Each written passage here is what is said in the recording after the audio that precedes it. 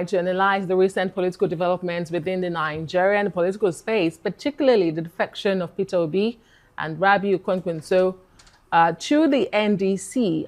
Honorable Kasimo Megari, a member of the ADC National Legislators Forum, is also a member of the NEC of the party. He is joined tonight by Dr. Adefolasheye Adebayo, the Southwest Coordinator of the OK movement. Thank you both for joining us on Newsnight. I'd like to start with you, Honorable Megari, in the studio with us here in Abuja. Less than a week ago, opposition met in Ibadan, the Oyo State capital, and told Nigerians that you were presenting a united front of a single presidential candidate. What has changed so quickly? Is it still realistic, or was it just an aspiration of opposition that doesn't seem united? Thank you very much. I can say last we met with Peter Obi day before yesterday. He was saying that the coalition will continue, will keep on talking, irrespective of leaving ADC to another political platform. Maybe we might continue talking and see how we can make an alliance to present one candidate. Quoting from what Peter Obi told us our forum that's day before yesterday. But before then, people might be thinking whether ADC would be affected or not. Yeah. My worry is not about ADC. Okay. My worry is Peter Obi push Igbo 20 years backward from coming to the presidency. That's my worry. How exactly did he do that? Peter Obi is not going to win this election. Why do you say that? It's very obvious. How obvious is that? The only people that follow Peter Obi and Rabiu Kwankwaso is those that who think they will ride on their back to get elected and defect and leave Peter Obi and Rabiu Kwankwaso. This quite is the reality. And I told them this. Anybody, count, look at how many people follow them. 99% of them, they have ambitions of running either state assembly, house of reps, senate, or governor. And the only easiest way for them to win election is when Peter Obi or Rabiu Kwankwaso are on the ballot. Anything short of that, they are not going to make it. And they have misled their principals. Unfortunately, the principals fall into their traps. So this is what is worrying me now. But the issue of ADC remain intact. Peter Obi is going to serve as our agent in the places where Tinubu thought he was going to make impact. And it is in our advantage as ADC.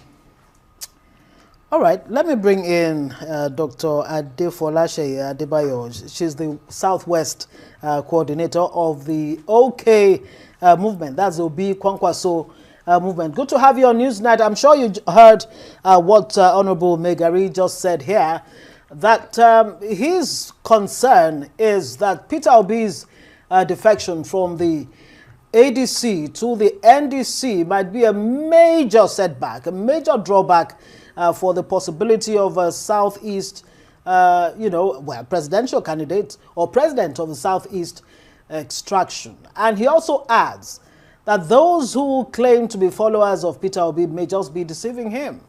It's all about themselves. Your take? Okay. Well, first of all, I would like to say that Mr. Obi has a lot of followership in various parts of Nigeria in the 6 geopolitical zones. He cannot say that the chances of Mr. Peter Obi or the chances of the Southeast has reduced drastically. In fact, I'll put it to him, just within 24 hours of Mr. Peter Obi joining the ADC, over 10 million Nigerians registered into the NDC. That says a lot. Obviously, there's something he's not getting. What is strategy? If I'm a weak person and I see a stronger person that can lead me to where I am, I will follow the stronger person. He said something that those that cannot win election are following Mr. Peter Obi to enter a new party. Now, let me tell you, many of these ADC members defected into NDC within a space of 24 hours. Obviously, they knew something that it does not recognize. That means the person that has the capability, the ability to win the next election, that can take the present president out of the seat of power is Mr. Peter Obi.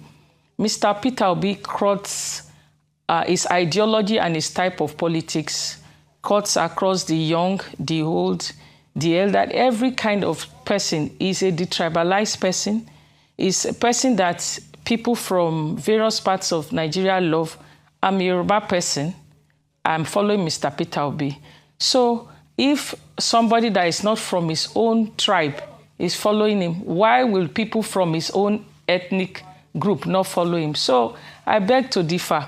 There is no way people from the southeast will not be proud of Mr. Peter Obi. They will be proud of him, and the chances will increase. Let me even tell you, there's something we call equity. Equity and justice. Nigeria is for every extraction. Nigeria is not just for maybe for the north, northeast, north central. Nigeria is for the south, and it is the time for the south. Even if it's a gentleman agreement, may so rest in peace, our late President Buhari, he finished 8 years. Now, power has shifted to the south. It is the right thing, is equity. There is no Nigerian that is more Nigerian than any other Nigerian. Nigeria is for every person. And to avoid things like chaos and a sense of being a Nigerian, then this is the time for, in fact, I would say it's time for the southeast. Okay, Dr. Adebayo, thank you. Let me leave it at that. Thank you so much for your submission. Let me come back to you, Honorable Maigari. You blame Peter Obi for moving, but in his statement released, in a personal statement released yesterday, giving reasons as to why he's leaving, he said some forces that destabilized his previous platform, the Labour Party, are now showing up again in the ADC. He said through court cases, suspicion, division. He also talks about a toxic political environment. He talked about intimidation, pressure, and from supposed allies within the party. So how is the ADC handling all of this? Or are you denying what Peter Obi has said about the ADC? Before I answer, I want to respond to my sister. Very quickly. Saying they have over 10 million registered. Please, we shouldn't deceive Nigerians. How many Nigerians are party members in this country? So these figures, we shouldn't mention in these figures. People will be laughing at us.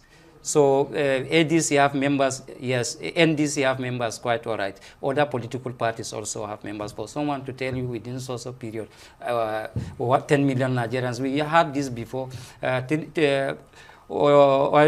President Jonathan had a support group of over 10 million who endorsed him, but he failed, he didn't win the election. Coming back to the issue of litigations. Yeah. The external forces now in your party. Let me tell you, my sister. Go back to the history. When we are forming merger of APC, government of Jonathan then went and registered APC. We stood and fought Jonathan to the last. So for a politician who is in opposition to think that he will not be attacked, he's not a serious politician. You have to stand and fight. That's what will make you a politician and an opposition leader. Who tell him they will not follow him to NDC? Is he telling Nigerians that tomorrow if they institute case against NDC and he is going to leave NDC tomorrow to another platform? No. We shouldn't be like that. If we are opposition, we should show resilience. We should resist pressure from the ruling party. We cannot avoid having issues. Any political party that is peaceful is going nowhere. So every political party that people loves, you will see different people will have different ideas and different views. Definitely you agree and disagree. Peter Obi should have stay in ADC and fight for the ticket. People that believe in him will support him so that he can put head with the other leaders of ADC and deliver Nigeria. Not running away from one political party to the other because there is crisis. So you mean if somebody put fire in your house, you just run away and leave the house? You cannot look for fire extinguisher to extinguish the Well, the some fire? might want to run away and then look for you can a way to put out the fire. you can run away. Okay, let me if bring somebody in put fire in your house. let me bring in Dr. Adebayo there in Lagos. Okay, so I'd like you to respond to what Kasimu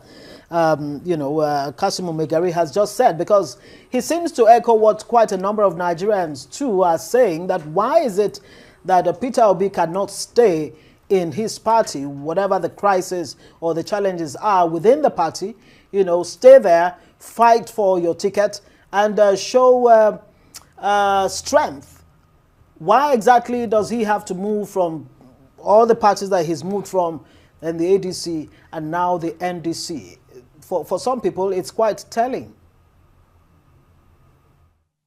Okay, thank you.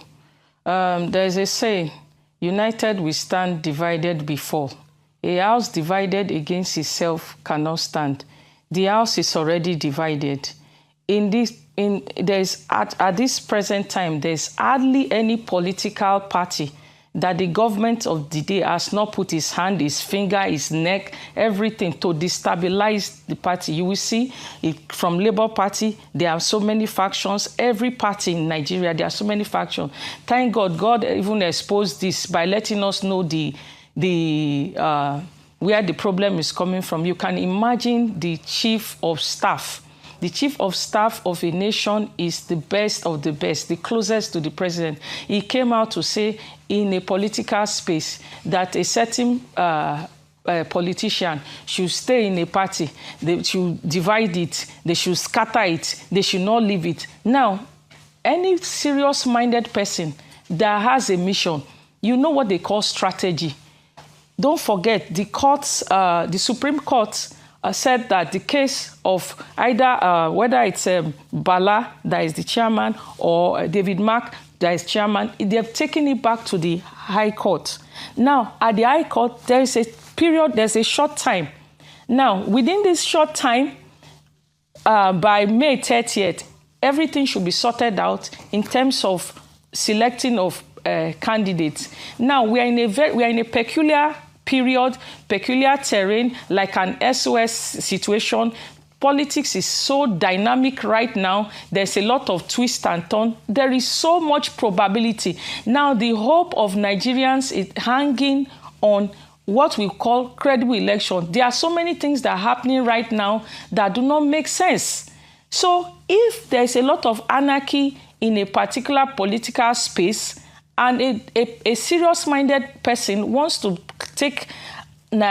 wrestle the country out of this quagmire, then if it means changing political parties as much as possible, let it be done. The bottom line is there is when a union or association is not moving in the right direction, then there should be a disengagement. It's not all about changing party. The question we should ask is, transparency involved? We've been talking about zoning. Nobody said anything till now. We're talking about credibility, transparency. There is no transparency. Now, when there's no transparency and everything is shushed, you can imagine in that convention, the Ibadan convention, there was no clear directive. They said they will pick a consensus candidate. Consensus candidate from where?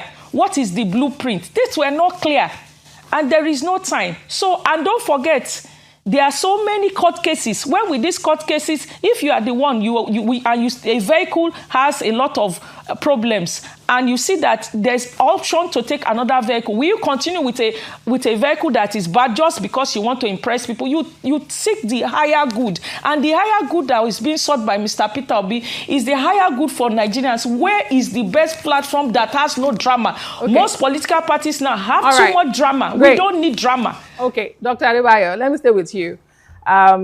When you have figures, because the OK movement, as we understand it, is not about Peter Obi alone, but we seem to have been talking about just him. There's also Rabiu Musa Kwankwaso, who left with him. When you bring those two figures together, of a Peter Obi and a Kwankwaso, both of them strong, independent political bases, different ideology, but one goal, each wanting to become the president of this country. The obvious question is then, who leads on the ticket? Should they even get the ticket in the NDC? Because some will say all of this is about personal ambition and the lack of individuals to let go of ego and, you know, just wanting to be the president of Nigeria. So who leads on this ticket? Should they get it? I'm wondering, and I think that the OK movement is having this conversation already. Okay. First of all, I will talk about the OK movement. The ideology of the OK movement is we want governance that should be honest. We want governance that should be credible. We want where there's security of lives. We want that in governance should be transparent.